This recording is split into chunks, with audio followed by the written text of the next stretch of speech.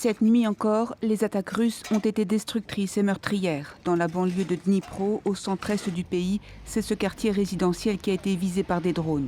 Cet immeuble d'habitation est complètement éventré. Ses habitants sont sous le choc.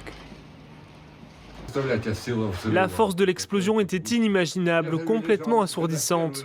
J'étais dans mon lit quand la première détonation a retenti. Des débris ont commencé à me tomber dessus et le balcon a été arraché.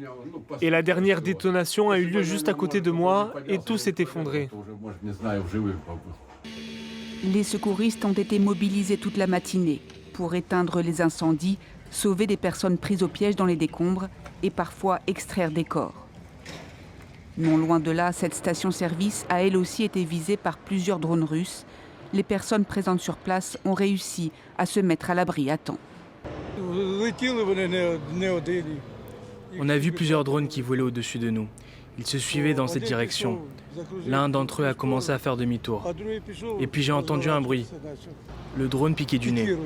Alors on a fui en vitesse. La ville industrielle de Dnipro et sa région paient un lourd tribut dans cette guerre qui dure depuis plus de 4 ans.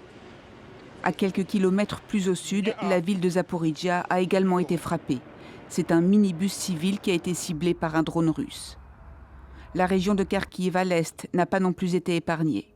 Selon l'armée ukrainienne, les forces russes ont lancé en 24 heures plus de 600 drones sur le territoire ukrainien, dont 580 ont pu être interceptés. Samedi, le président ukrainien a réclamé une nouvelle fois l'aide de ses alliés pour renforcer la défense aérienne de son pays.